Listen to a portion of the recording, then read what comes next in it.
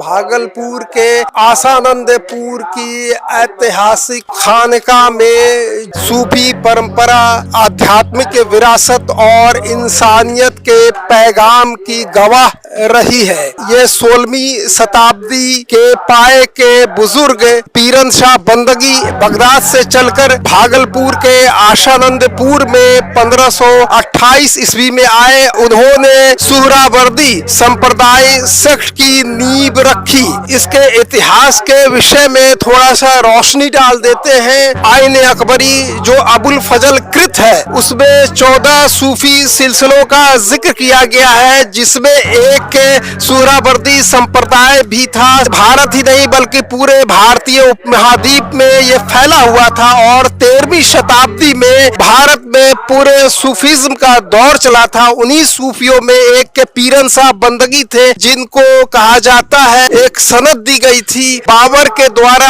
1528 ईस्वी में 2.5 बीघा जमीन, ताकि वो खानका और मस्जिद का निर्माण कर सके। और पीरन शाह बंदगी यहाँ पर जैसे ही क़याम पजीर हुए तो उनका पहला काम खानका और मस्जिद की तामीर, मस्जिद और खानका का निर्माण किया। और ये पीरन शाह बंदगी के विषय में मैं ये बता दूं कि ये आसानंदपुर का जो नाम पड़ा है, उनके जो है पीरी मुरीदी का जो सिलसिला भी यहाँ से चला और इनके एक मुरीद आसानंद योगी उनके शागिर्द थे, शिष्य थे और उन्हीं के नाम पर सन 1686 में आसानंदपुर का नाम पड़ा। जो आप देख सकते हैं खानका मस्जिद इस परिसर का एक लंबे चौड़े क्षेत्र में ये फैला हुआ है और इसका इतिहास बहुत ही समृद्ध रहा है। ये 1528 से लेकर के आज 2026 तक ये अपने वजूद में खड़ा हुआ है और निरंतर यहाँ सूफीज्म का जो संदेश जो है देश दुनिया में फैलाने का यहाँ पर काम होता रहता है। यहाँ पर तमाम जगहों से लोग आते हैं। मैं बता दूं कि जो पीरन शाह बंदगी रहमतुल्लाह थे, वो हजरत अली जो इस्लाम के चौथे खलीफा थे, उनके